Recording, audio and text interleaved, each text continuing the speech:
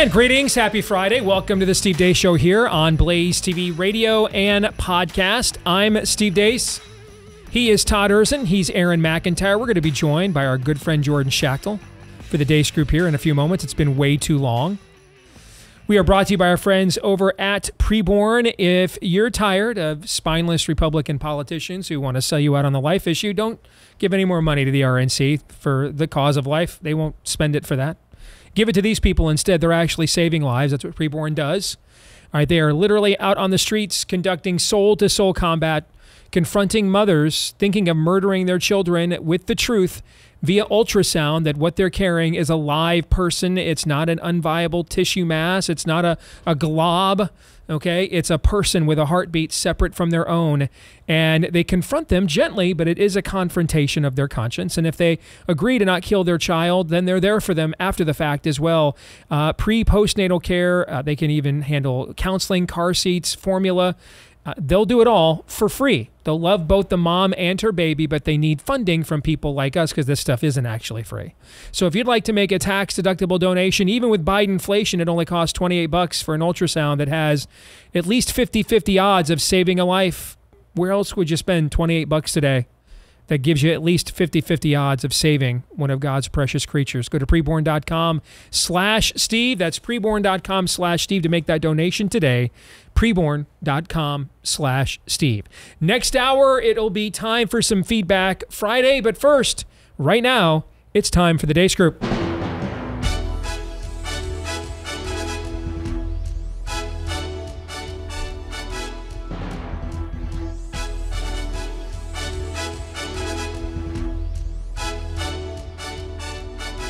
Your weekly look at the week that was begins, as it normally does, with Issue 1. Bleep Lord Nefarious says,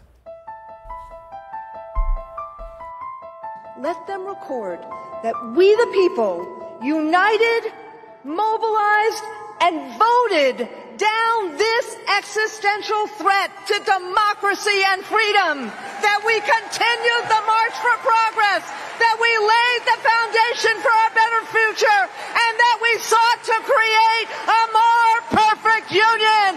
Progress is possible. Keep marching. Burn that shit! Burn that shit! Burn that shit! Burn that shit! Burn that shit! Burn that shit! Joe Biden's legacy of accomplishment over the past 3 years is unmatched in modern history. In one term, he has already, yes, you may clap. You're Jewish! You're Jewish, motherfucker! You coward! Coward Jewish! Why is it in the country's best interest for him to step aside? Does it have to do with his health or it does not have to do, they have nothing to do with his health? Since the Dobbs opinion, the way that she has rallied women and friends of women, also called men, around this country on the issue of abortion and just taken it home. First vice president in history to visit an abortion clinic. Go get him. Look, he didn't step down from campaigning or from running because he didn't believe he can serve in a second term. That is not why. Look here, listen up to all you Trump supporters, okay? When this black woman win in November, if y'all go show y'all motherfucking ass at that motherfucking White House, if you want to, at that inauguration, it's gonna be smoke in the motherfucking city, okay? Cause we don't play that, okay? Don't try that shit, okay? Don't try that shit now. Don't try that shit here. Cause we gonna be out there, okay? We gonna be out there. And it ain't going down like it did last time. It ain't going down. So now that the process is played out, from the grassroots bottom up, we are here today to throw our support behind Vice President Kamala Harris. I'm clapping. You don't have to. I have nothing in common with any of that. Like nothing. I mean, I guess you could say I have the most important thing in common. We're both made in the likeness and image of God, but beyond that, there is absolutely nothing. that would put me in any form of relationship with anything that was in that montage. Like, I wouldn't choose to live next to it. I wouldn't choose to go into business with it. I wouldn't vote for it. I wouldn't marry it. Nothing. Like absolutely nothing. Like, that's Nehemiah level of send all the foreign wives and their children home kind of nothing. Like absolutely nothing. Like nothing. Like nothing. I mean, I have no idea how we could possibly live with that. So you're saying there's a chance. All right, so Jordan, you're first as the guest. All right. The most abominable abomination you just witnessed was what and why? I'll take the end portion. Chuck Schumer selecting, him and his Democrat donor allies selecting Kamala Harris as the candidate. I don't think it can be emphasized enough that there were no votes for her during the Democratic primary. And when she ran in 2020, everyone hated her, and she didn't even make it to the first state. And now she's their candidate, and Democrats are going to suck it up and deal with it. And it's just kind of hilarious and evil to me what the Democrat machine is able to accomplish. How about the fact he sits there with a straight face and says, from the bottom up, starting with the grassroots. Jordan, it is such a precious and sacred commodity, this democracy. It is so precious and sacred that in order to save it, we had to nullify the votes of every single Democrat that participated in the primary process for the last 4 months. And offer them no alternative voice to be heard in said process that we then nullified. That's how precious and sacred this democracy is, Jordan. Agreed. And I think, the election will show us where we're at as Americans. If we can't beat Kamala Harris outside of fraud margins, then, that's another conversation to be had, because then our country's in deep trouble, and I don't think there's any returning from that. So it'll be a very clarifying election at the very least. Absolutely. All right, Todd. Normally, I can't wait for clarification. Yeah, that one's going to hurt. Normally. Todd. It's funny that the bottom-up thing from the grassroots, yeah, that's a total lie. But even though it was cringe and it was probably an accident, how did he say it? I'll clap, you don't have to. That's actually being honest. That's like, I'm going to get what I want, and I don't really care what you think at all. That's accidentally honest. Everything, as Steve said, is vile. So I'll just start right off at the top, because I don't think we've really talked about it in a while, and it's really, really important to reset. Under the heading of things you think you hate, but you really need to hate more, it is... That's a growing list, by the way. But yes. Yeah, this is not a new addition, but teachers' unions, what awful, awful, awful human beings they are. And it was really, if we're being honest with ourselves, this was, and Steve, I think you've kind of alluded to this in some way for your whole career, but this was inevitable. We kind of relied on, common sense has to kick in. They've been promising all along to brainwash your kids, all along. And listen, I'll put myself in the camp of the way I had to manage life from several angles with my wife, and I tried. I didn't just stick them in any public. We started off in Catholic school, put them in this is a semi-rural school. It is. Nope. Salter of the earth, Iowa, man. Nope. The woke transgender mob hijacked that place too. And the simple truth of it is, with people like that leading it, and they have been for a long time, it was inevitable. And we just counted on way too much soft-headed nonsense. And I hope we've learned our lesson. Otherwise, Jordan's going to be exactly right. We are going to get the election we deserve. I remember the first time I got turned on to the teacher union issue was in the early days of the internet, and this is before my spiritual conversion. So, I'm a yellow dog Republican. I'm basically a Rudy Giuliani Republican. And I think it's people like you, Erzin, that are why we don't win elections. And, I bought into all those talking points originally, which is kind of funny how it all turned out now. Now I'm one of the first faces those people think of and hate. All right. But I first got turned on to this, and I had never heard of Eagle Forum. I knew who Phyllis Schlafly was. you know, and I kind of just viewed her as some kind of old, you know, fuddy-duddy. Of course, you know, later on, I mean, Phyllis and I would go on to have a great relationship, and she was a big backer of mine, you know, before she passed away. But, you know, I thought, you know, again, you guys are the people, the reasons why Bill Clinton's president now, we can't ever win, and Ross Perot split the vote, you know, all those tropes, okay?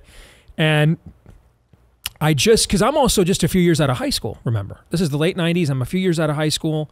And, you know, we were still doing Christmas programs and all this stuff. There's no way it was this bad. And Phyllis had shared at her Eagle Forum site the actual agenda for the NEA convention. It was like 1996, 1997. And I'm reading this and I'm like, this is freaking Soviet, man. This is Khrushchev, you know, pounding his foot on the lectern at the UN, you know, we will bury you kind of stuff, you know. I'm like, this cannot possibly be real. You know, I didn't, and that was nearly 30 years ago. Yep. Now, and here we are. Yep.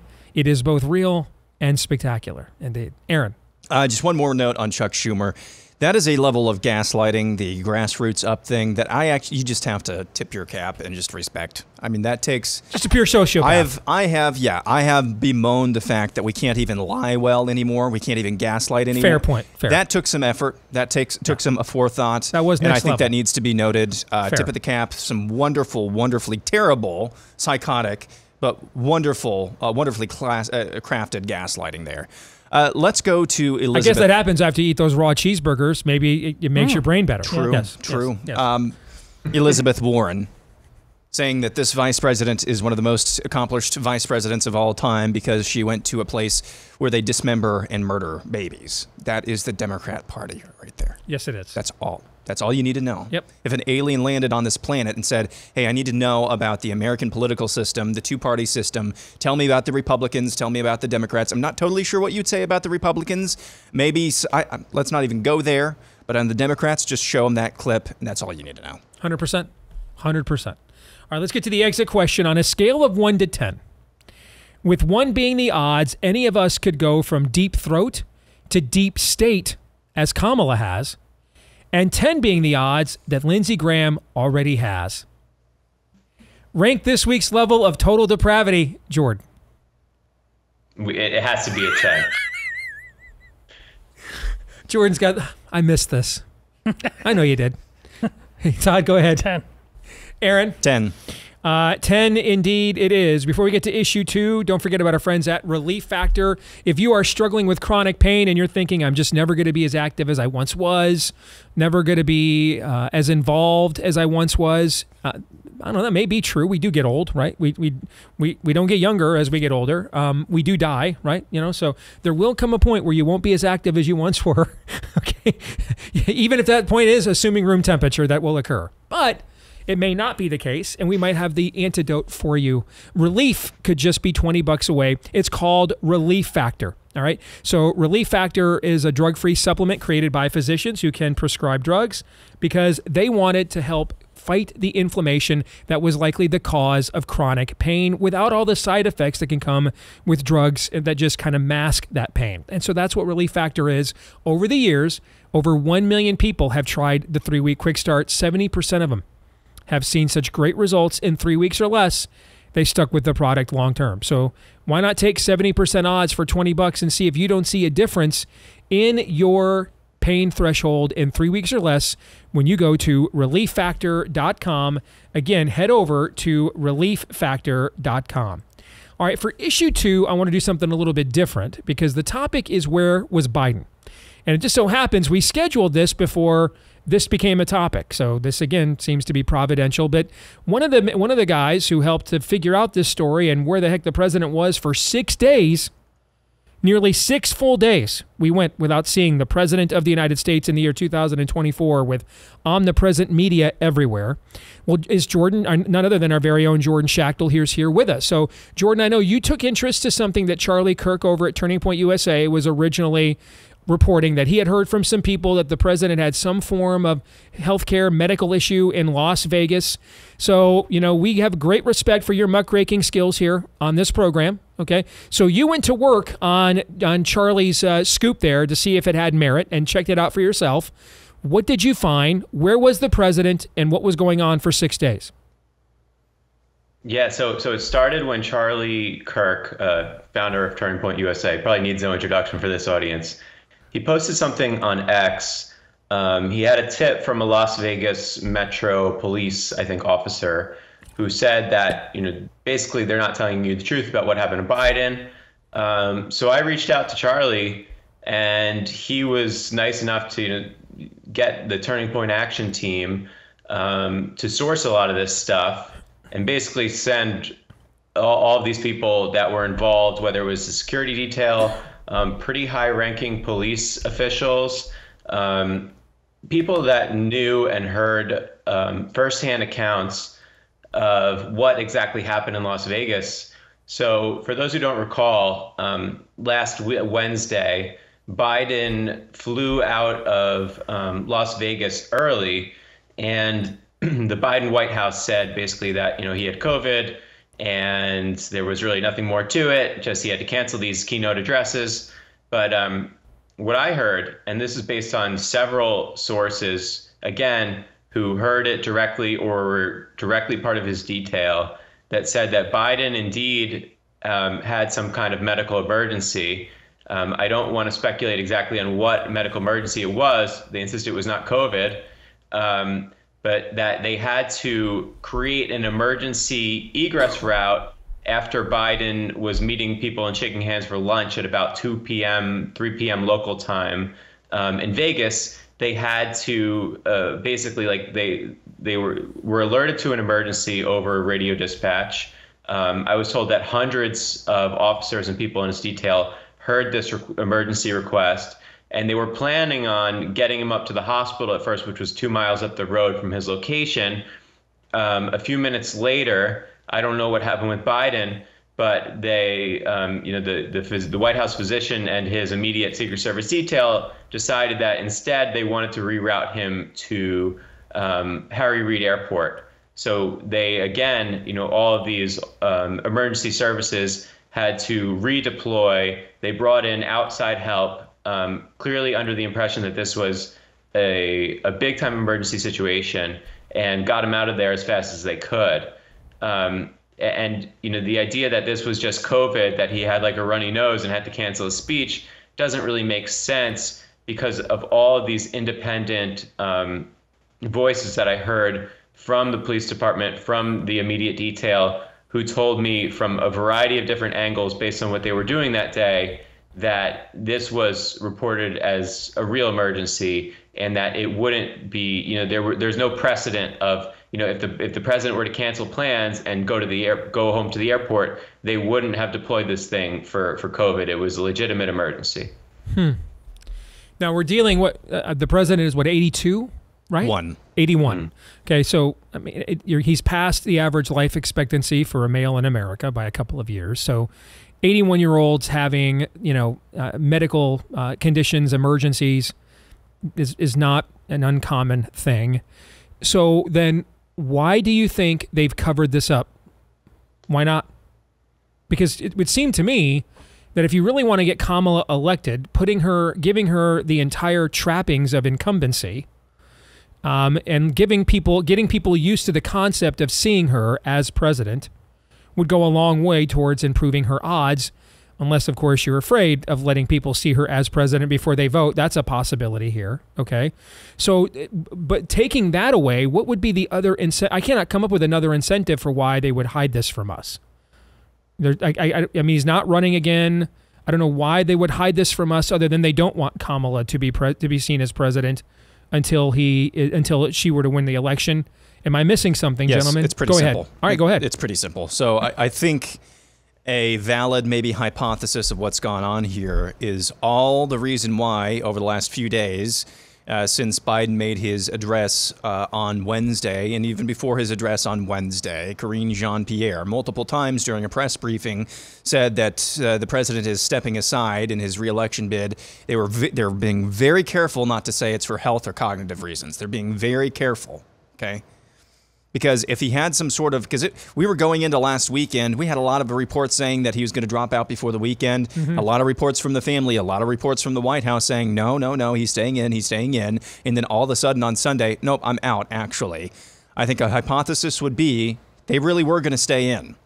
And he had some sort of medical emergency. They realized the math has changed and that I really can't go on like this. I really can't. And they want to take the issue off the table about his age and competency for the rest of his time. They want to take that off the table. They don't want their shiny new nominee to be plagued with what did you know and when did you know it about Biden's downturn. Something happened that they did not plan on, I think. That would be my estimation. That would be my hypothesis. And that's why they're being very, very careful not to say anything about Biden's cognitive or health condition being a factor why he's stepping aside. Oh, it's worse. All right, so I'm both stupid and not negative enough. So by all means, Todd, go ahead. But I think he's right. But I think within the scenario that Jordan laid out, there's a tension there. A real health emergency, whatever it is, taking him to the hospital. But Biden and Jill, they have fought this thing tooth and nail. I think they continued to fight it. He said, over my dead body, look how it's going to look if I go to the hospital. We're getting on that plane. We're going to try to hide this. We're going to keep fighting. That's when I think, and I've already said this publicly on Twitter, I'm not certain of it, but I think it's a value bet. That's when I think Pelosi and company, whoever, like Easy Way or Hard Way, they'd been trying, they ordered the code red. Honestly, I don't think Biden... And that's how we got a statement with no video, they no appearance. They write that statement, and here's why. They put it out on the place they hate the most, on Twitter, because they know people actually read that thing. So they put it out on a place they never want to publish anything on, and they'd like to shut down. They put it out on Twitter, and you put the Bidens in a terrible position. Do you want to come out and say everything that happened and that you're really too feeble to deal with this right now and you just got to go get some rest? Do you want to actually uncover who did this and say, no, I'm not really running, but that I can't really control my White House? You have no good answers. And do we do any... Listen, I'm just saying this for myself. But I don't think there's a one of us in this room who's going to deny that crazy things like that aren't entire. Look, we're not even. This is in the environment where this assassination attempt just happened, and you just got done mocking yesterday all of the ridiculousness of the math. Are you saying that shooter Googling how far away from Oswald was JFK, and then right after that you register for the rally of the once and likely future president of the United States? You are seen shimmying up a roof with a rifle. That's when you're not shooting drone footage of the place. A roof that is too sloped for trained law enforcement professionals, but not too sloped for the math club guy, okay? And he was able to get off. He was able to fly a drone over a secure airspace the day of the event, get off rounds from 150 yards away, despite the fact after he was taken out by a police sniper almost 500 yards away. So they had some form of extended secure perimeter that somehow didn't catch the math club kid shimmying up a wall with a rifle and setting up shop, okay? Are you saying in light of those events, Todd, in light of those events, would you dare come into this program and sit upon this stage and question the official narrative that we are being sold on this matter? I would. Indeed. Jordan, your thoughts? I would like someone to write a tell-all book about like 6 days in Rehoboth Beach. My conversations with a semi-lucid Joe Biden to uncover the mystery. Joe's just sitting over there with like a martini and he's burning heaters, just telling stories about what life was like in the 70s and 80s. I've seen things. Yes. Yes. It's just crazy to me that the craziest part of this story wasn't even what happened in Vegas. It was just him disappearing and everyone thinking it was normal for someone to post something on X.com. Yeah. And then we're thinking, oh, okay, I guess it's over. No sign of Joe Biden, but it's over now. Obama said that he's cool with it, so we're just going to move on. I'm really fascinated to know. I think, both Todd and Aaron have interesting theories, and I think it's very close to probably the reality. I think something must have happened when he got back home where a bunch of very powerful people really insisted, or perhaps took his metaphorical phone away and just decided that it was over for him. It was like, taking away grandpa's car keys. Like it's not your presidency anymore, Joe. It's over. As one would do in a precious democracy. Let's be serious for a second, though, and understand the ramifications of what we all are at least entertaining on some level. We are saying that for the last 4 years, we don't know who the president of the United States really was, who was really calling the shots. Okay, that at best it was a faceless bureaucracy, administrative state running things on a daily basis because he was incapable. That's the best case scenario. And that's not really all that. You feeling warm fuzzy after that one, or no? Not really. And then we also, therefore, have no idea what happened to the president, why he was not seen for 6 days. And we're actually not even sure that he, therefore, made the decision finally to pull the plug on his own candidacy. And this is the most powerful and prominent nation God's ever allowed on the earth that we just said all those things about. I mean, let us stop and consider for a moment what it is we are really saying here and what the ramifications of that might be. I have eyes to see. I mean, also, look at what's happening outside just because Netanyahu comes into town. I mean, they actually poured locusts into his hotel room. The Secret Service protected hotel room, yes, by the yes. way. Come on, man. To put a little bit more meat on that bone, this is an excerpt from a Wall Street Journal story that I believe published this week. President Biden had just finished trying to persuade a group of congressional Democrats to pass a $1 trillion infrastructure bill when Nancy Pelosi, the House Speaker, took the microphone. In 30 minutes of remarks on Capitol Hill, Biden had spoken disjointedly and failed to make a concrete ask of lawmakers, according to Democrats in the room. After he left, a visibly frustrated Pelosi told the group she would articulate what Biden had been trying to say, one lawmaker said. It was the first time I remember people pretty jarred by what they had seen, recalled Representative Dean Phillips of Minnesota, who would go on to mount an unsuccessful primary challenge against the president. That was October of 2021. Oh my. The month was the last time Biden met with House Democratic Caucus on the Hill regarding legislation. Wow. And who really in that White House is really loyal ultimately to Joe Biden? That's why he's got his crackhead son in there running point for him. You think the 24, we saw that picture of like 20, 25-year-old women who run the comms department with Jean-Pierre. The Star Wars writer's room basically runs the Oval Office now. You don't think they're all welcome to saying, about you want to be a part of the future of the DNC, you come with us, and all you have to do is hit send on Twitter on this thing? Of course. Yep. It's obvious. Let's get to the exit question. Does Joe Biden finish his term? So today's July 26th. He would leave office, is it January 19th, 20th of next year? Something like that. Okay. So we're talking 6 months, almost exactly 6 months. Does he last that long, one way or the other? Todd? I'll answer this first. I'm big. The status quo is the status quo until it isn't anymore. I was more bullish on Biden just because I thought it's harder to take the ring of power away than to give it to somebody. But like I just said a while ago, I've seen things. So I don't think he lasts. Aaron? He does last. They've gotten everything. They've gotten everything. They engineered the Republican primary. We didn't have a primary, and that's in the past. But they via the lawfare, they did that. They got what they wanted, and an excuse after all of the votes had been tallied for the Democrat primary, an excuse to get rid of Joe Biden. It's clear right now they don't want to address his cognitive failures or abilities or lack thereof. And they would have to do that if he dropped out of office one way or another, unless he passed away. Yeah. And I agree with all that. And that's how I thought. Yeah. So they've gotten everything they've wanted to this point. All right. Jordan, you get the last word. You get to break the tie. 30 seconds. Go ahead. Yeah, if I'm a Vegas bookie, Biden's like a minus 140. It's very close. It can really go either way. Now you're speaking my language. I get this. Keep going. I can translate. Go ahead. Yeah. Yeah, so he's got maybe 20% chance he survives, or 80% chance he survives, and then you have all these other variables. But I think I agree with Aaron, but I'm not bullish on him making from a health perspective, if nothing else. Yeah. Yeah. All right, we'll come back. Todd referenced BB's visit. We'll discuss it here next on the Roundtable. Stay tuned.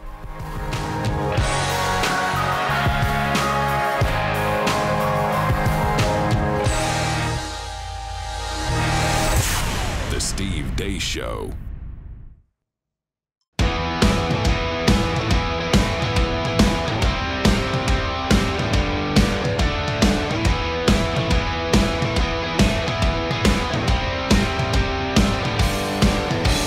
If you are tired of stalling economies, inflation, endless wars, the relentless assault on our values, thankfully, there's a company like Patriot Mobile that still believes in America and our Constitution. That's why we're proud to partner with them right here on this show. And I have told you before, they take your profits and they reinvest them right back into the cause. And I mean, I've not done a multi-speaker conference level event on the right the last few years. I can't remember the last time I did one that Patriot Mobile was not one of the sponsors. It was one of the sponsors of the Leadership Summit we had here in Iowa just a week or 2 weeks ago.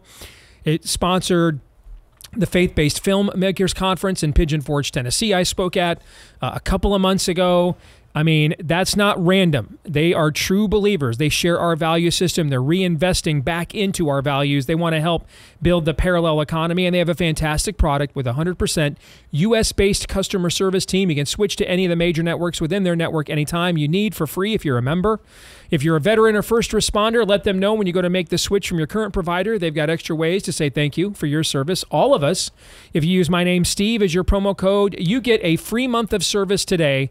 A free month of service today when you make the switch to patriotmobile.com/Steve.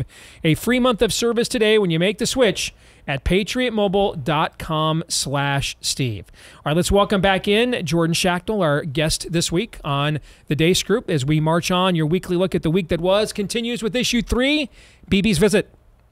Amidst the backdrop of a horde of pro-Hamas orcs violently clashing with police, committing vandalism and burning American flags outside the nation's Capitol building, Israeli Prime Minister Benjamin Netanyahu spoke to Congress this week. It's amazing, absolutely amazing. Some of these protesters hold up signs proclaiming gays for Gaza. They might as well hold up signs saying chickens for KFC. I'm hopeful about America, because I'm hopeful about Americans. I know how much the people of this country have sacrificed to defend freedom. America will continue to be a force for light and good in a dark and dangerous world. For free peoples everywhere, America remains the beacon of liberty its extraordinary founders envisioned back in 1776. Working together, I'm confident that our two nations will vanquish the tyrants and terrorists who threaten us both. As Israel's Prime Minister, I promise you this: no matter how long it takes, no matter how difficult the road ahead, Israel will not relent, Israel will not bend.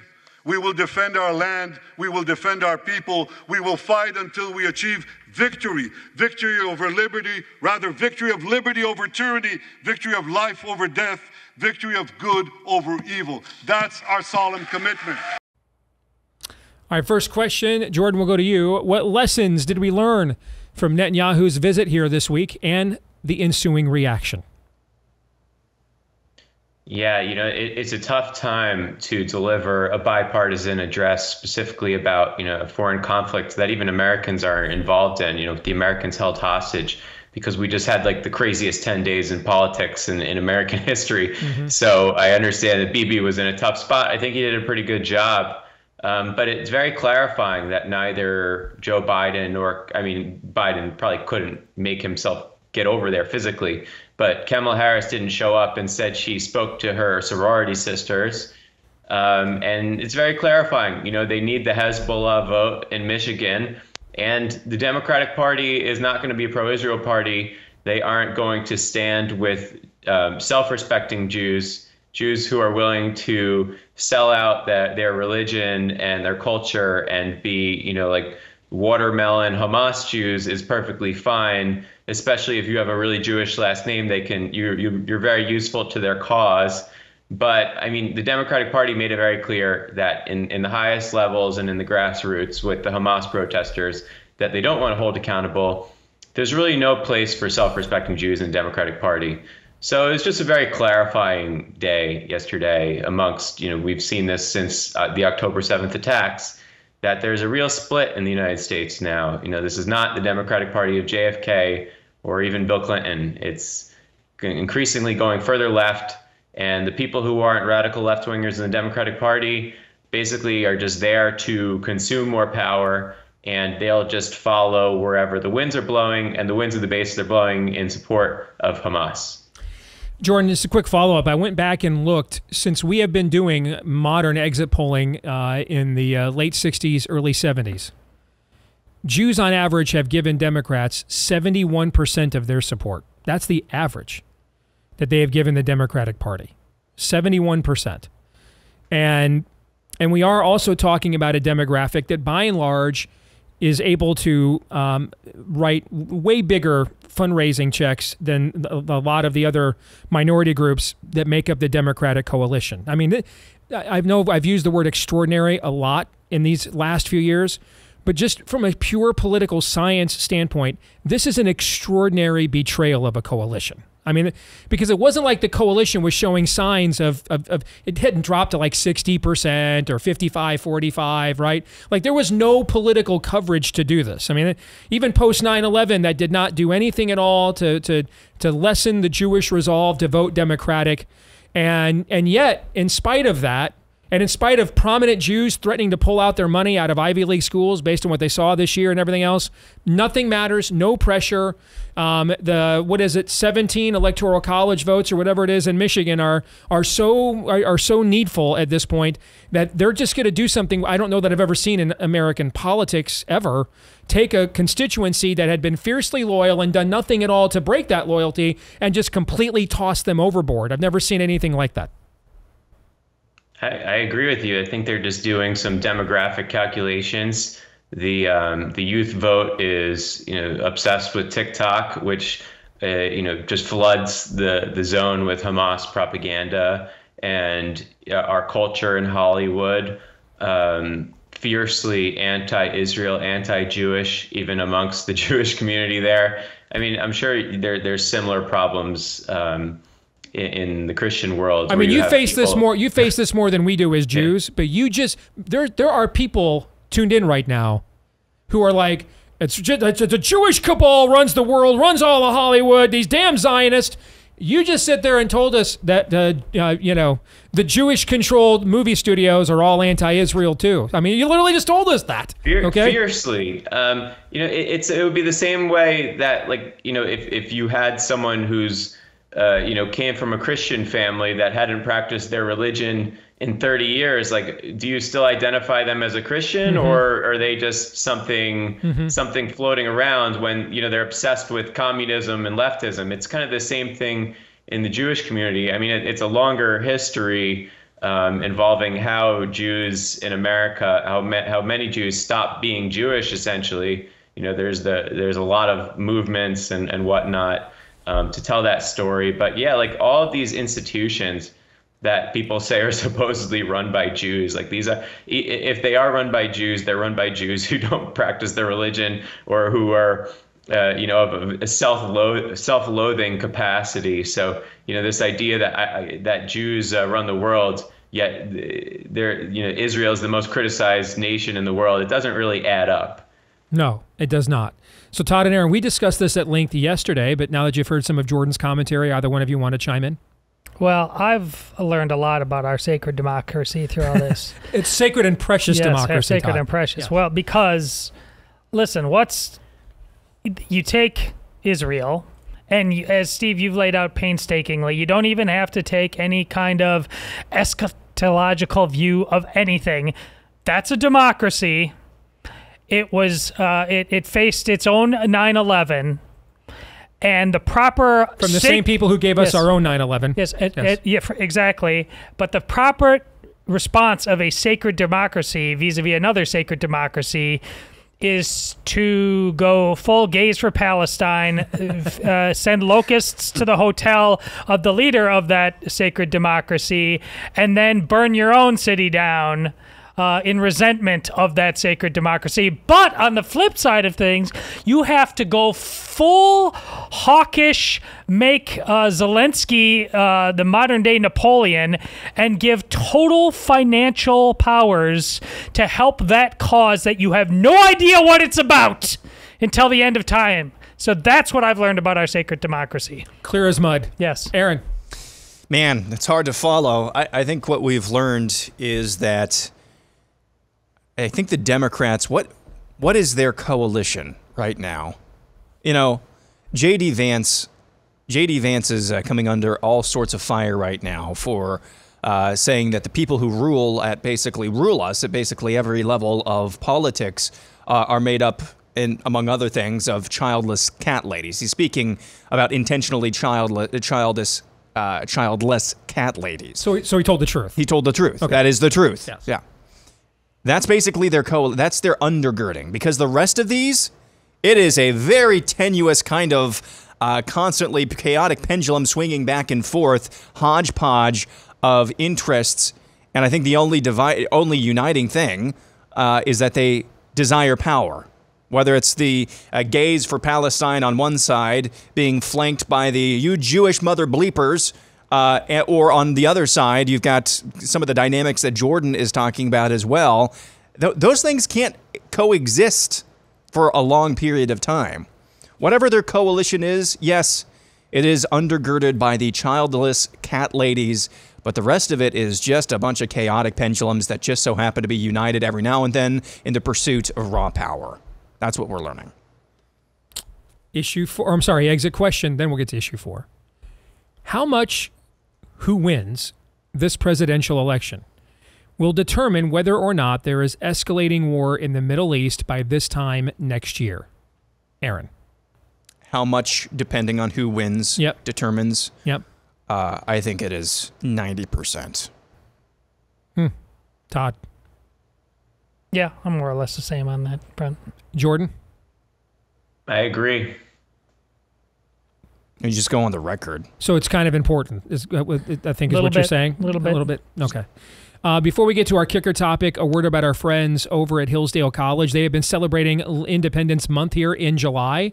And one of the ways they're doing so is if you go to their website, daceforhillsdale.com, F-O-R, daceforhillsdale.com. There you can see a unique portrayal of Thomas Jefferson as he discusses a letter from late in his life talking about and looking back upon the Declaration of Independence.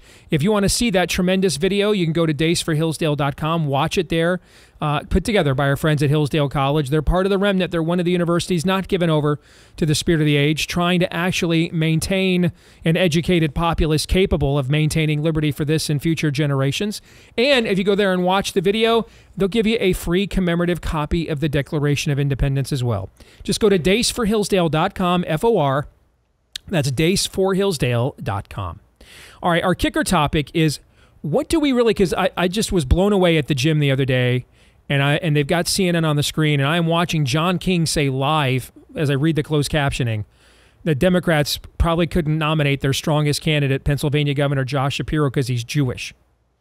Just blew my mind. We're just saying this stuff like out in the open now, and Wolf Blitzer's just nodding along. Oh, okay, yeah. Anyway, next, like it's just a talking point, but not understand. I mean, we're just not even going to address the ramifications of what it is we just said. Okay, so what do we really think would happen if Democrats made Jewish Pennsylvania Governor Josh Shapiro Kamala's running mate? What would really happen, do we think?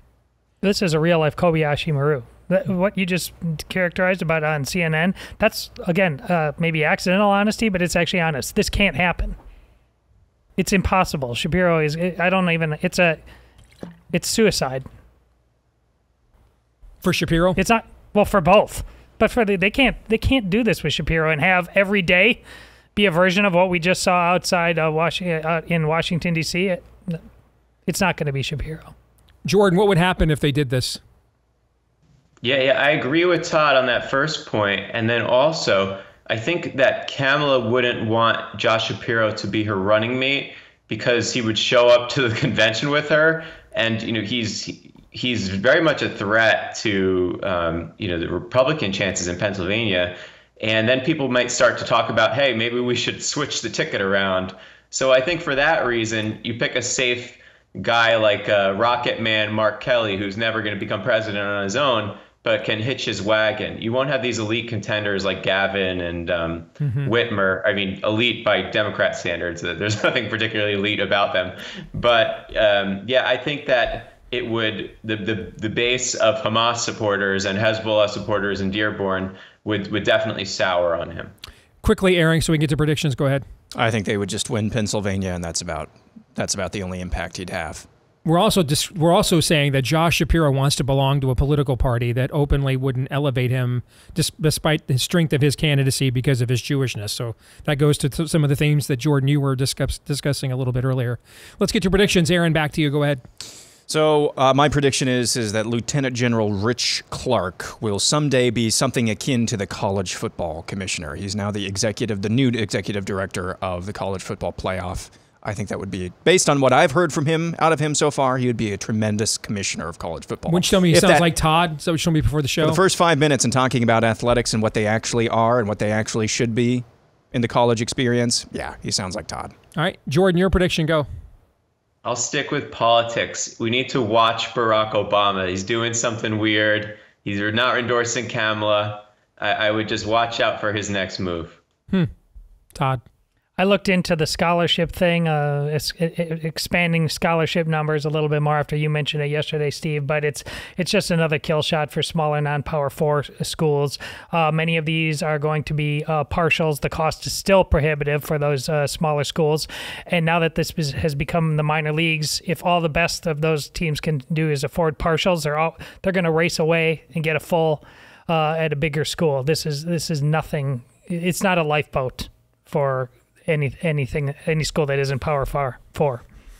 I will predict that the Florida Kill 'em all amendment in your home state, Jordan, will fail in the end.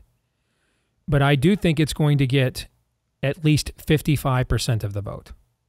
It needs 60 to be put into the Constitution. I don't think it'll get 60, but I bet it will get at least 55.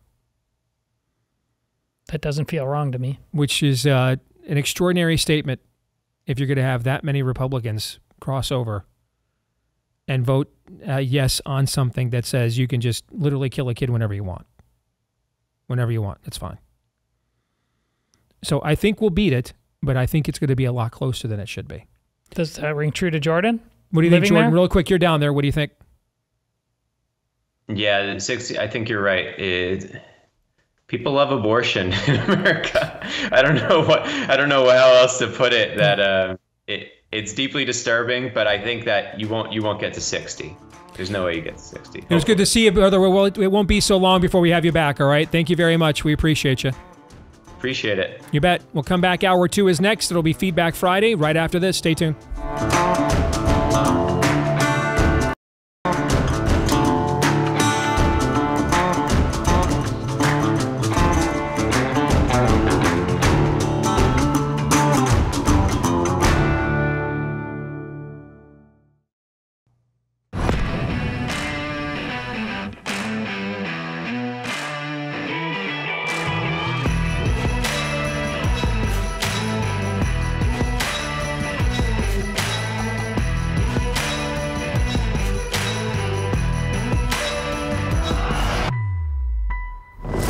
All right, we are back here with Hour 2 here on Blaze TV, radio, and podcast. Steve Deace here alongside Todd Erzen, Aaron McIntyre, and all of you. And you can let us know what you think about what we think via the stevedeace.com inbox. Email us, steve@stevedeace.com, DEACE. Like us on Facebook, me, we, and Gab. You can follow me at Steve Deace Show on Twitter, X, Getter, Instagram, and TikTok.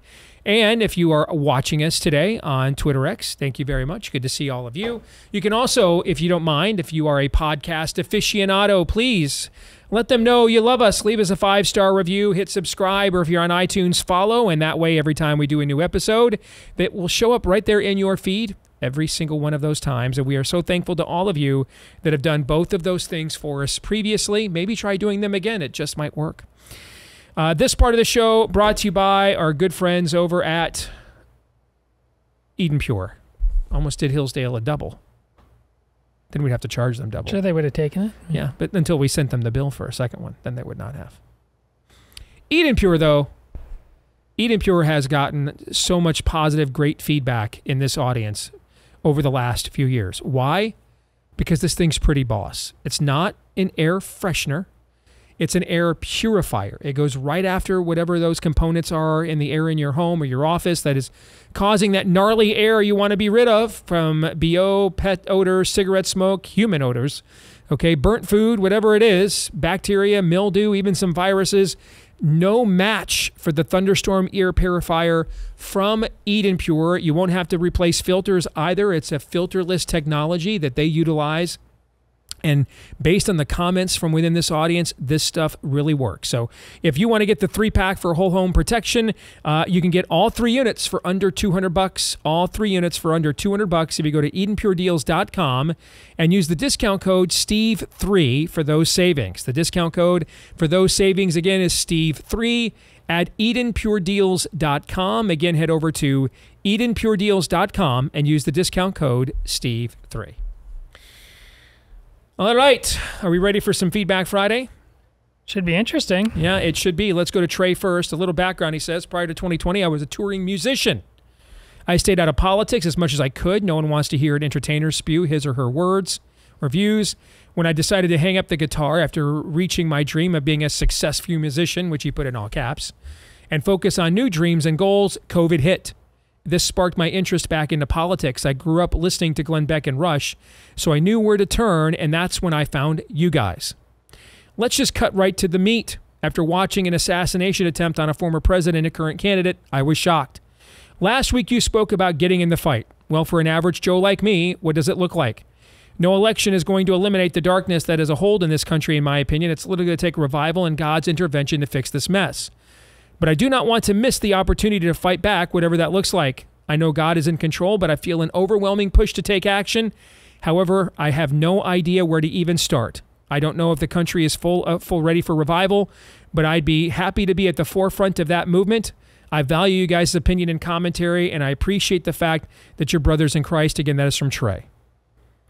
Well, the first thing that I would do, Trey, and I'll go back to the talk that I gave to the Leadership Summit 2 weeks ago, we all have a voice. That is one thing we can all do. We are just going, we all need to refuse to remain silent. You would be, I know it seems simple, but it's profound. You would be, I think we all would be, surprised at just how much of an impact. Now, I didn't say, I'm not going to say that this is the panacea, that it's just this simple. It is not. But if we just took the step of, you know what? We're not staying quiet anymore. We're going to push back now. We're going to make you yeah, I don't think that's true. Prove it to me. I don't believe you. Just if we all took that one step and took it consistently, that would put a dent in what is currently occurring in this culture. Because what I see happening right now is a lot of people think they're the only people who think like this.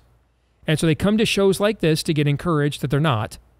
But then they don't leave shows like this and then with that courage and say, yeah, I'm not taking it anymore. And that doesn't have to be out of spite. That doesn't have to be you're seeking some form of vindication. You know, we're commanded as believers to love our neighbor as we love ourselves. Now, the church in this modern era, collectively, not unanimously, there's always a remnant, but collectively, the church in this era has deemed that to mean we pander to our enemies. That's not what love and pray for your enemies means. It does not mean pander to your enemies. That's not what it means. Quick, guys, give me the amount of people pandered to by Christ in the New Testament. Go. 0. Nobody's pandered to. Nobody is. Steve, Jesus spoke with tax collectors and sinners. Yeah. You missed what you just said there. Jesus spoke. What chapter and verse is it where Jesus is like, okay, guys, I'm done now, and I really want to just sit here and receive what you think? When does that happen? Any of those moments in the Gospels? Does that ever happen, guys? It does not. Never occurs. You know why? Because they were wrong. And so he went there to correct them. Not to affirm them, not to pander to them. This wasn't a struggle session. This wasn't a give and take. No.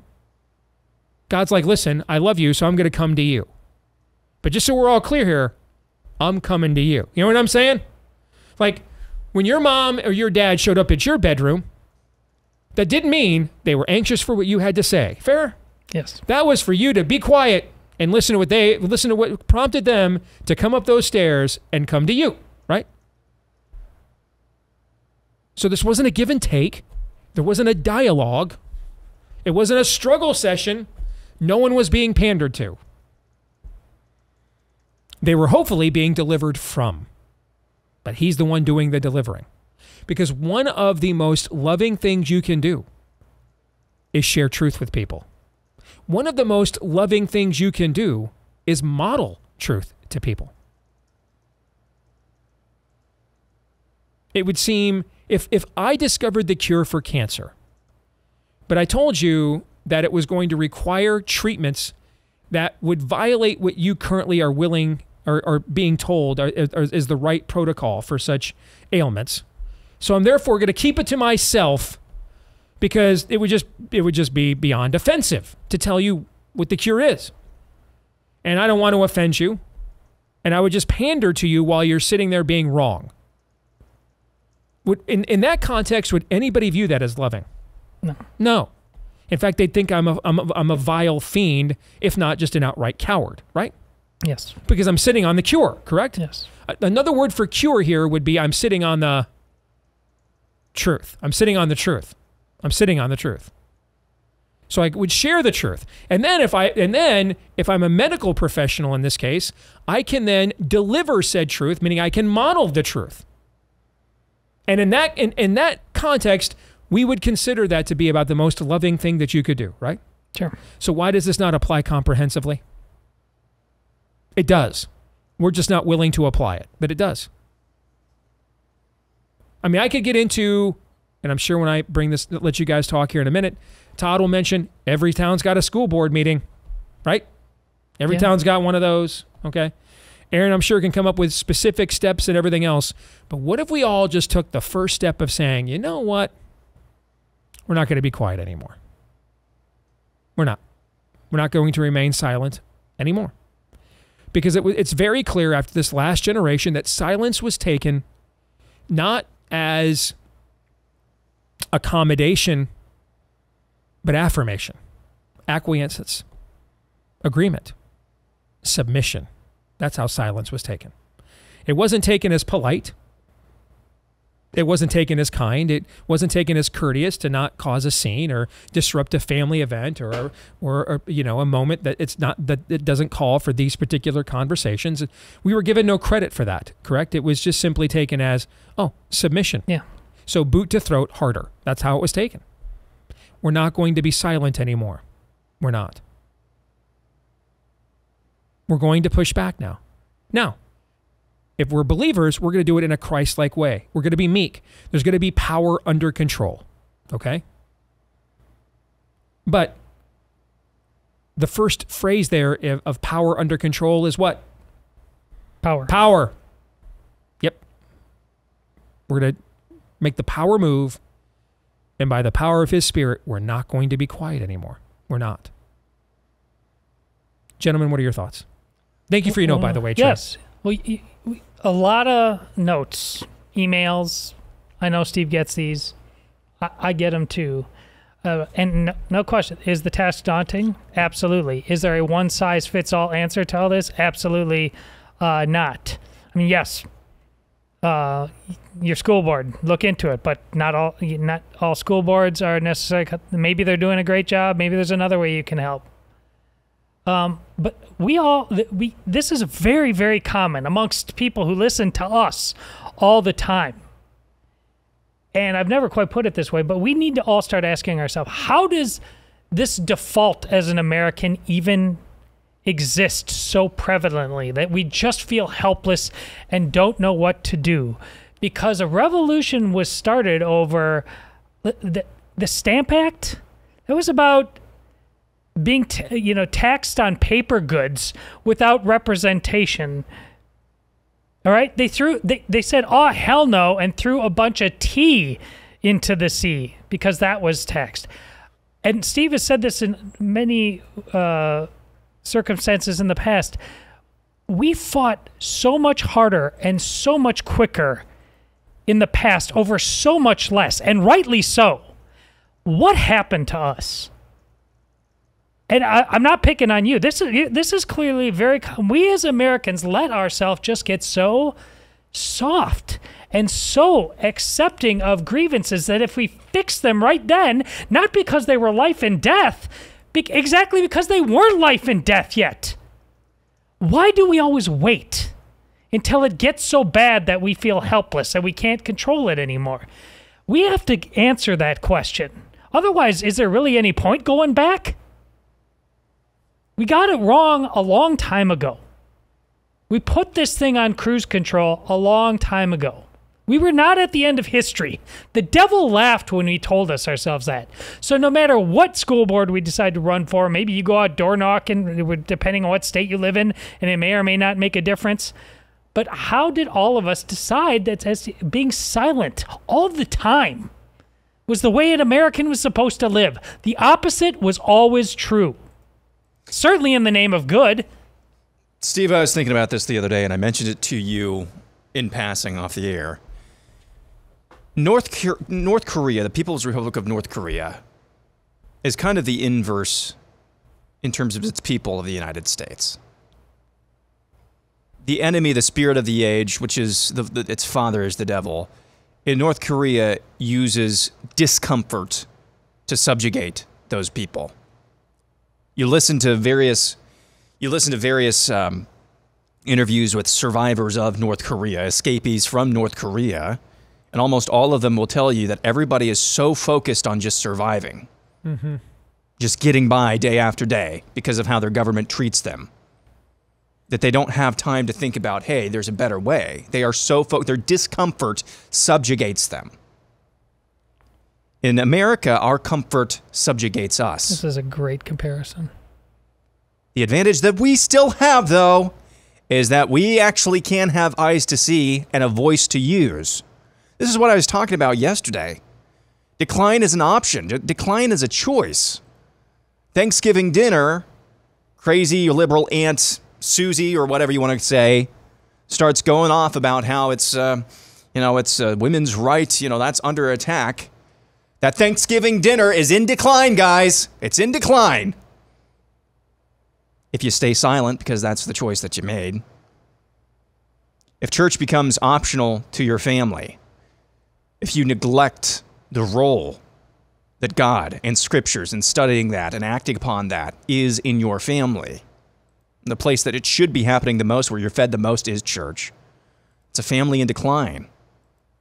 If your school library starts putting gender queer on its shelves, that's a school in decline. Why? Because people who knew better chose not to do what needed to be done. Whether that's running for a school board, whether that's actually saying, what is this doing here? Making people uncomfortable, asking the uncomfortable questions. And if you're listening to this and you're thinking, I tried all that, or it's all, we're so far gone anyway, and believe us, all three of us to some degree have toyed with that notion before. I'd say rightfully so, that, we don't know, but it could be that just collectively we are so far gone as a people, ... But if your inclination is to say, well, we're so far gone, or my community is so far gone, or the school board is so far gone, it doesn't really apply to me, you are in decline. You're making that choice. So choose this day whom you're going to serve. That's the message. Yeah.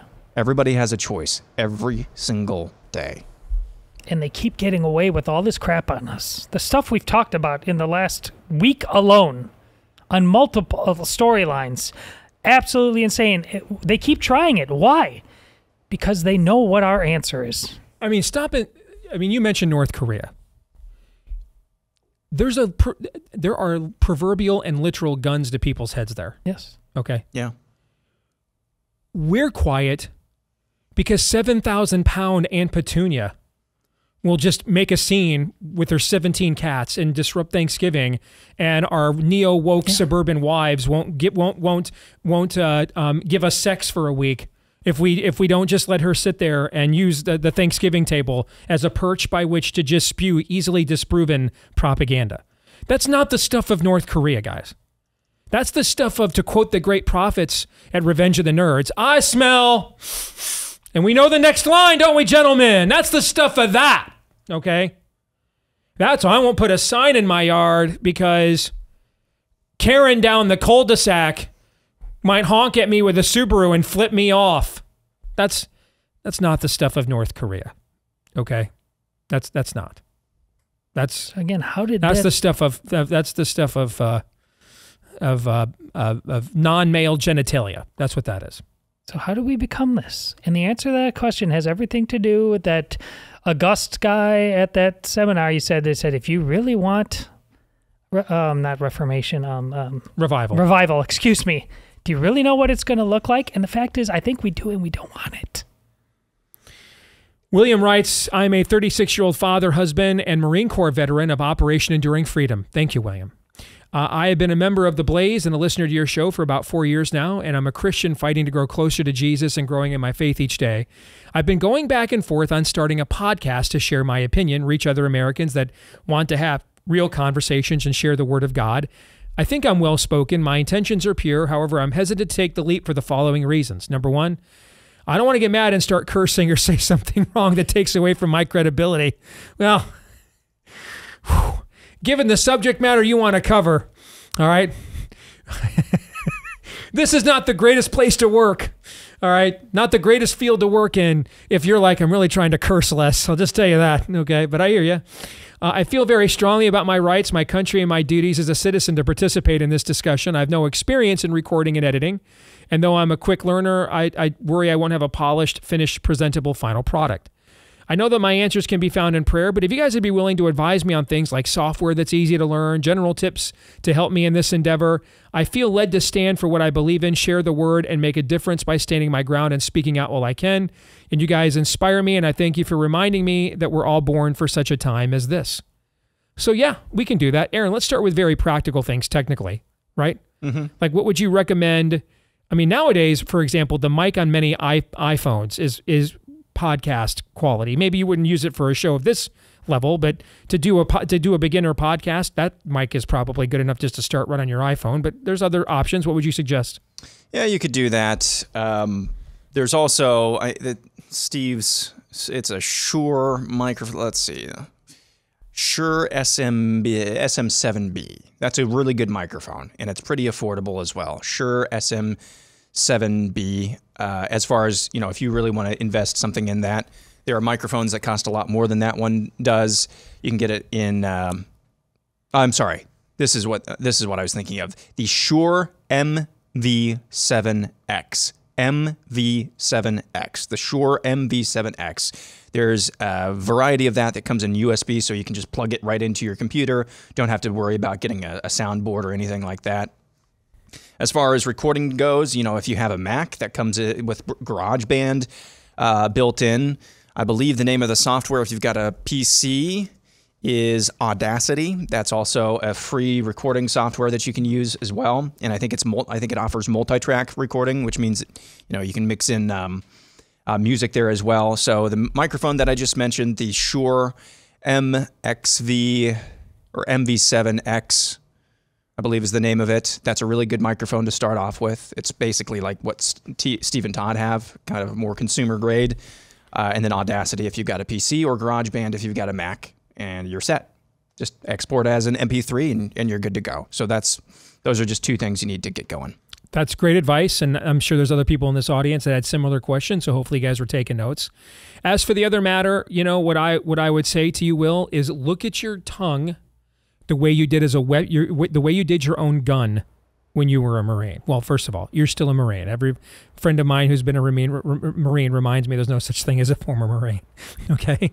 All right, there's just non-active duty ones, okay? So when you were active duty Marine, okay, your gun, your weapon was necessary. It was there to do a job. But if you used it cavalierly and outside of the orders that you were given and its proper context, that is then when you were in violation of your own code of conduct. You see what I'm trying to say? Mm-hmm. So I would look at your tongue the same way.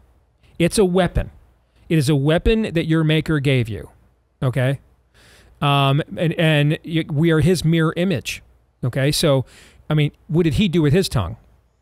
He literally spoke the universe into existence. Now, we're just a mere reflection. We don't have that kind of power, but our tongue does come absolutely with some power, right?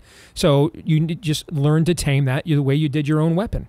You know that there was the right context and training for when that thing needed to be fired, okay? And that it had to be handled with discipline. And the same thing, just look at your tongue the exact same way. Todd, you want to answer anything there?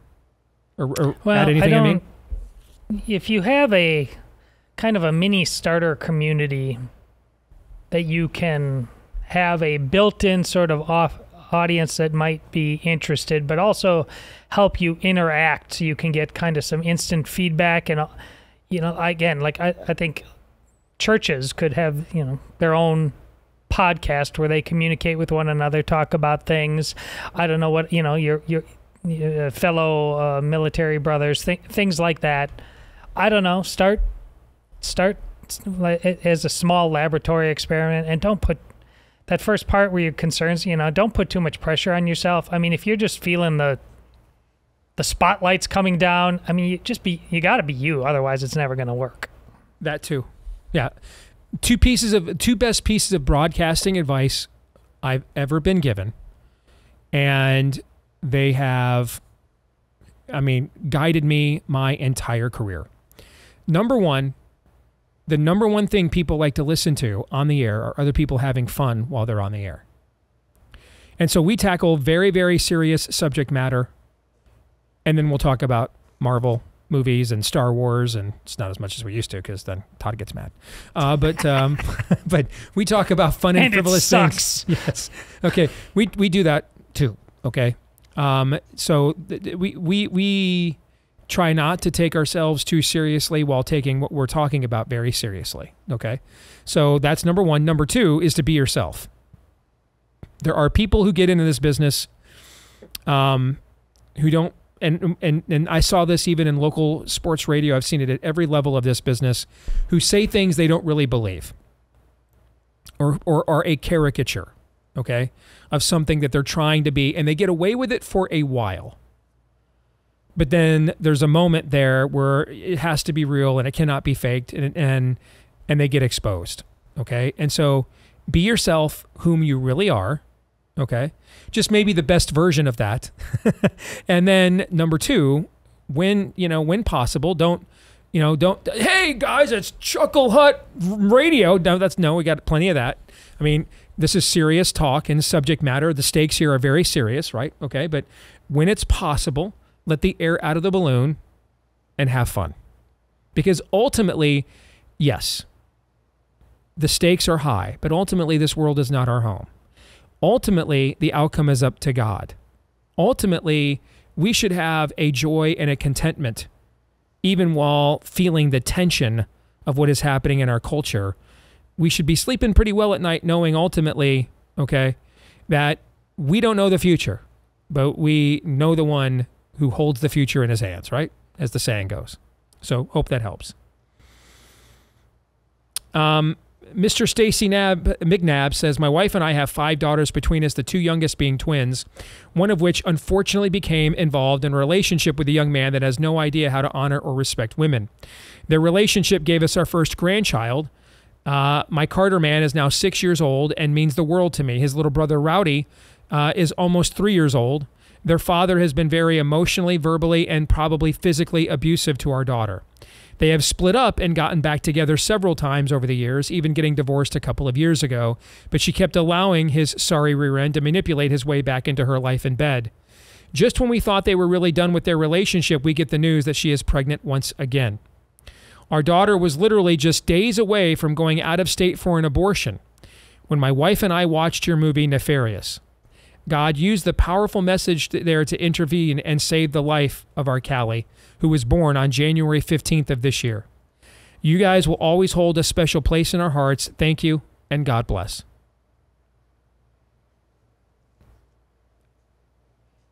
That's why we did what we did, and why we did it the way that we did it. And that's why the devil tried to kill me at least twice. Yeah, when you were laying in that Rochester bed. Yeah. Were you thinking about a little girl named Callie? No. But that's why we did this. I mean, it's why we endured through this. It's why our directors endured COVID pneumonia that nearly killed them. It's why we endured legal fights, cost overruns, everything you could possibly imagine was for stories like that. So really, brother, it's me that should be thanking you, because when I hear these kinds of stories, it reminds me ultimately of what the main mission is, because I do own this show. I run the business that owns this show. I need to be aware of the numbers we're getting and the revenue we're making, because it is a business, right? It's not we're trying to be prophetic, but this is a for-profit business, right? And so I have to be aware of those details, and you can get bogged down in those details. I can do it as much as absolutely anybody if I allow myself to do it. And every now and then, the Lord will send me a note like this, like yours. And it's kind of his way of saying, hey, man, sit up straight, stay on target. You're make sure you're on the narrow road. So I'm very honored and blessed by these kinds of notes. So thank you very much. Very much appreciated.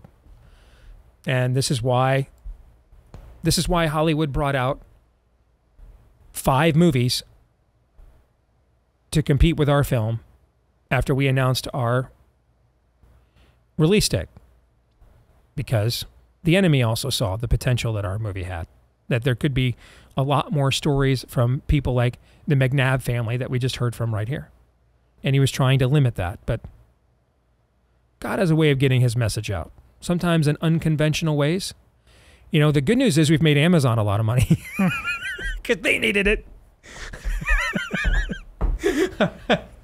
So none of us, we're profitable, but none of us are like, rearranging our lifestyle changes after making this film. You helped them buy the NBA coverage, and that was the goal all along. Amazon's getting another NFL game each week thanks to the nefarious film. They've made them a crap ton of money. Okay. But you know what? It's also arguably the largest platform on planet Earth. And it's helped us get this movie out to people like the McNabbs, who otherwise maybe got boxed out of seeing it in theaters. You know what I'm saying? Mm-hmm. And that's ultimately what it's all about. So God bless your family, and thank you and your bride for stepping up for those children. They will one day rise up and call you blessed. I am confident of that.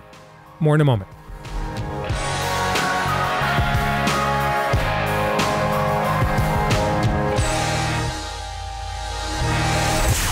The Steve Deace Show.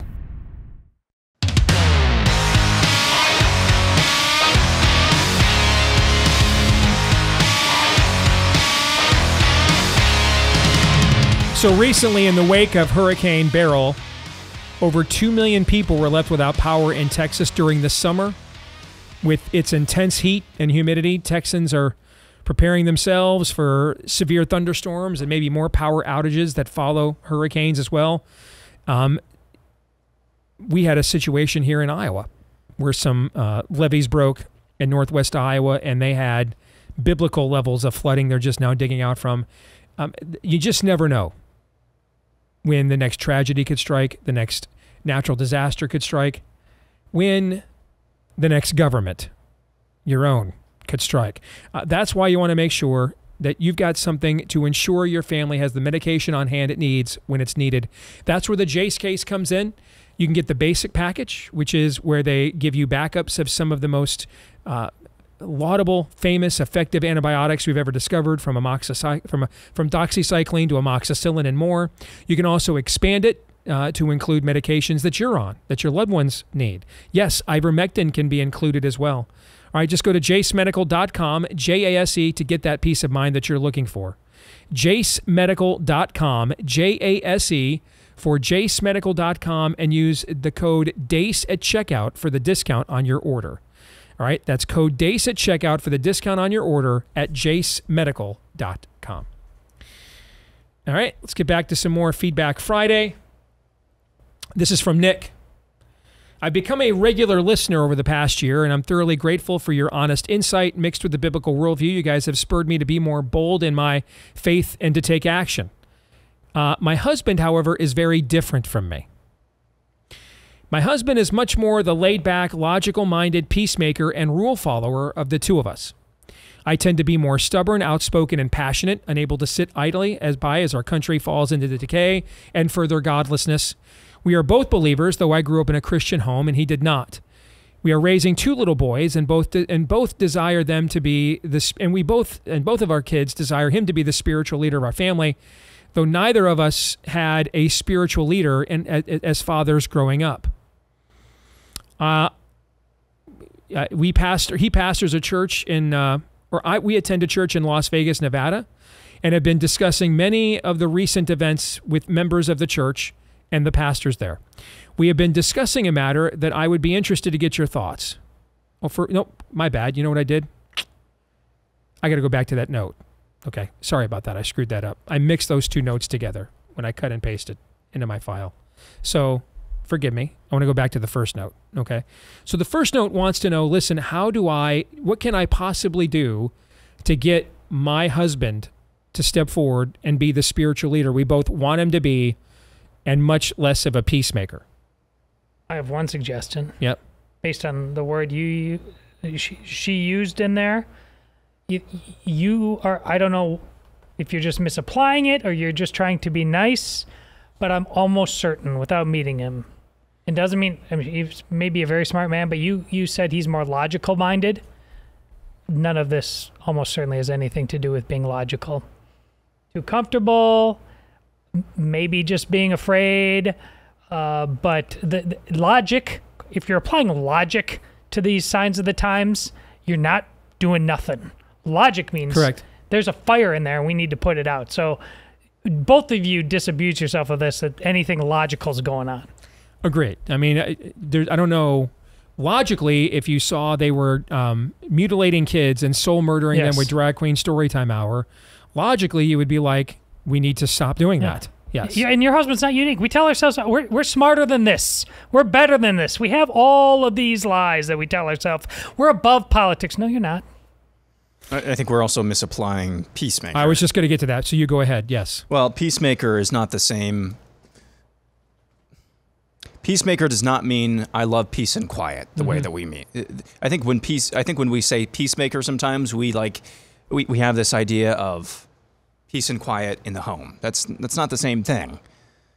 Peacemakers are those who what? Greek word definition, make peace. Make peace. If I come home, and yes, even at 3 years old, Ben can be driving both of us up the wall. What's my job to do? Make peace. Mm-hmm. Does that always mean a hushed voice? Hey, buddy, if you really just think about it my way. No. When he's disobeying repeatedly, sometimes things get a little not fun, tense at our house. But after that, we're back to peace again. Sometimes you have to do that with your school. Sometimes you have to do that with your fill in the blank. Peacemaker does not mean peace and quiet. Correct. What's the slang term for a sidearm? A peacemaker. Peacemaker. Yes.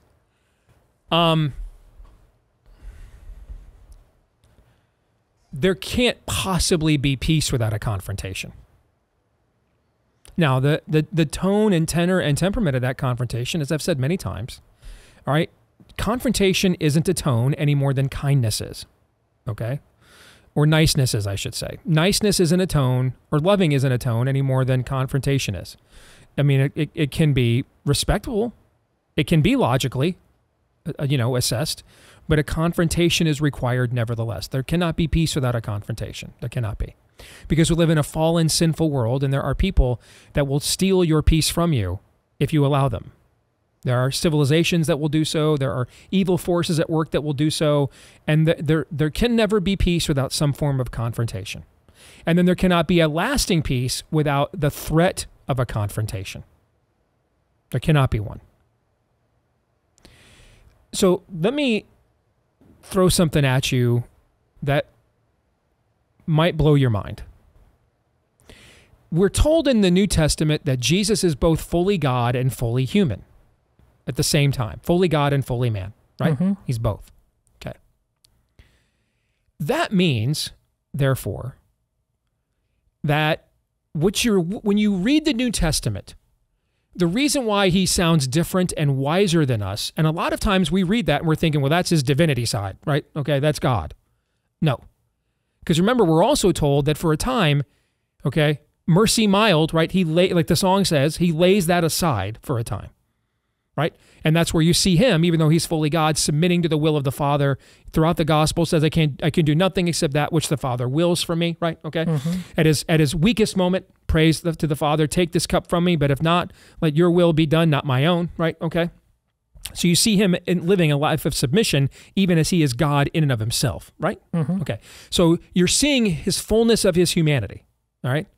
And so when he feels nervousness and anxiety, we can get nervous, our tummies can get upset, we can get sweaty. He starts sweating blood, okay? All right? When he sees injustice, like when he walks into the temple and he sees they've turned it into a marketplace and not a house of prayer, all right? You see him fashion a weapon, a whip of cords, okay? He fashions a weapon, okay? God will like, I'll be right back. Walks over, fashions a weapon, okay? A peacemaker. Yes. And drives out the elements. There's not a discourse. There's not a dialogue. All right. So then when Lazarus dies, shortest verse in the Bible is what? Jesus wept. You hear him, he sobs. And yet at the same time, we're told like a verse later that he's furious, angry. These are all emotions. All emotions. Because he's fully human. Now, he's not sinning in these things. Because he's without sin. So you know what that means? It means that he's actually fully human. That's what it means. He is demonstrating to us what really being a human means. The idea that, let me slow my anger down, because in my anger I may sin. He's sinless. He's not going to sin in his anger. You see what I'm trying to say? Okay? When he sobs and weeps that Lazarus dies, he doesn't say, well, there's other men watching and this looks how he doesn't think about that because he doesn't care. He's sinless, doesn't need their approval, doesn't care.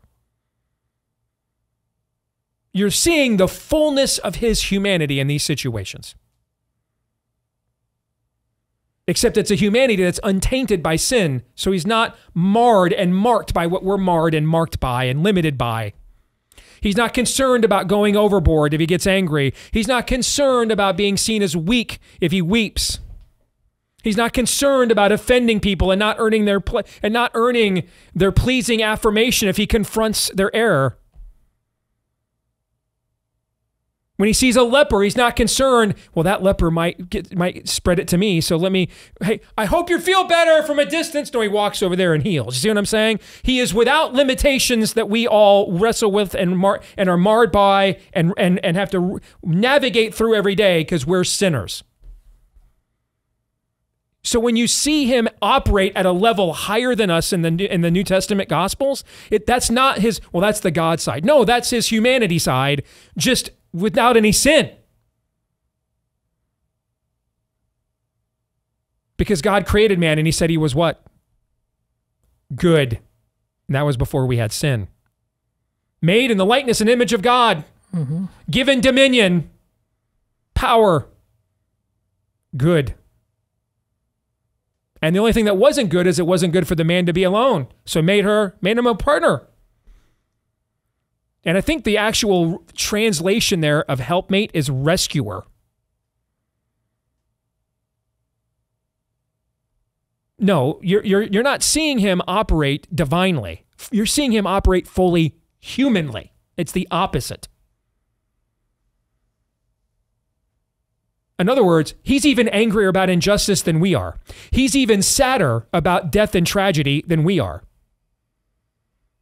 He's even more willing to confront evil and error than we are. He is more willing to even show compassion than we are. That should just blow your mind and completely get you to reassess how you react to the world around you. Now, if you're a believer, That same Spirit now lives in you. It is not sinful to fashion a whip of cords and drive out money changers from the temple to purify it. It is sinful to then take that whip of cords, wrap it around their necks without a trial, and hang them in broad daylight. That's sinful. Agreed? Yeah. Don't do that. Okay? But seething fierce anger at seeing people take the word of God and use it to oppress others, to rob them, pilfer them, that is not sinful at all. It's logical. Yeah, that's about as logical as it gets. Yes. Yes. I'll leave that there. Nick adds, in the note that I accidentally mixed up with the last one, I pastor a church in Las Vegas, Nevada. I've been discussing with many of the recent events with members of the church and my co-pastors. We've been discussing a matter that I'd be interested to get your thoughts on. For example, say you are a Secret Service agent or some higher up and you have intel that shows the assassination attempt on Trump was a hired hit by political leftists. Would you make that info public knowing that it would likely cause a civil war of some sort? If you love your country, is that worth it? Or what else could you do to seek to avoid that end? At least in my view, when you put yourself in these kinds of scenarios, it makes decision-making harder. Do you cause even further civil unrest by blasting the truth? Is that best in this scenario? Asking your thoughts. What Nick is getting at, I think, is a worthy conversation, even in a healthy culture. But the reason why I chose this note is because we're all doing way too much self-editing in this culture. Now, this may not be the case of it. You may decide it's just not worth it, given what will be the collateral damage of this. It can't get out. Reasonable people can have that conversation, okay? Mm-hmm. But I think in this culture, we're all too preemptively self-editing all of the time. Too willing to try to game plan what everybody's going to think about everything we say all the time and what the damage will be if we say it. That we just never let the truth have its way. And sometimes you just need to let the truth have its way. By the way, I saw a movie once where they made this decision. And they just decided that people could not see what really happened to their white knight. That had to be hidden from them. They couldn't handle it. But the truth has a way of getting out. Our sins have a way of finding us out. And it ends with Bane saying, I've given it back to you, the people, and, threatening the city with a nuclear bomb. Okay, I mean, ultimately, we have to let the truth have its way. We can do it in prudent ways.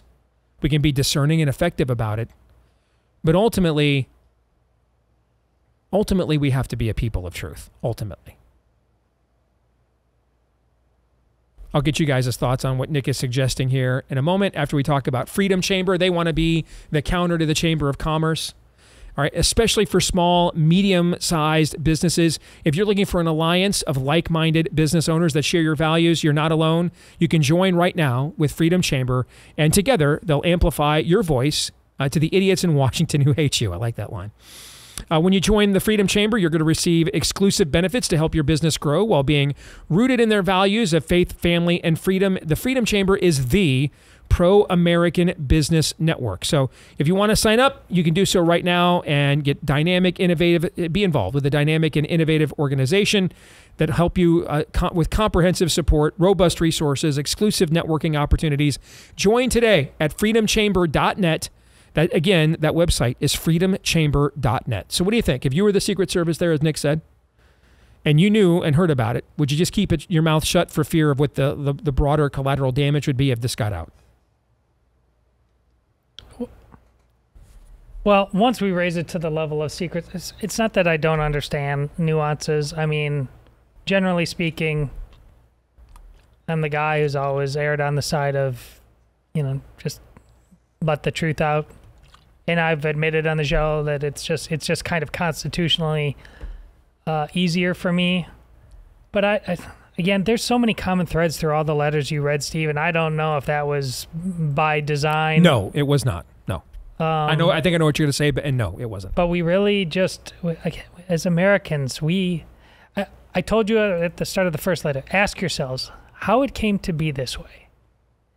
And I ask you about so many of these letters. How did you let it get this far? What and most of it, we don't like. It doesn't come naturally, but we're drug addicts. We really are, and our drug is ease. Our drug is comfort, and so it's she talked about the logical thing. No, it's not. What you're doing isn't logical. What you're doing is logically part of your addiction. And all of us suffer from this to some extent, but we are crackheads in this country when it comes to choosing the easy path. God made no such promise to you. Yeah, so you've heard the story of Stanislav Petrov. He's the Soviet air defense officer who is largely credited with stopping World War III because he saw a report on his screen about incoming missiles from the United States, and he decided, hey, this is a false alarm. You think he got lauded for that? No. He didn't receive a reward. He got an early retirement and then had a nervous breakdown. There's no good answer here. But I would say if they're plotting to take out the former president and likely next president, the Civil War already started. Romans 8:28, that'll preach.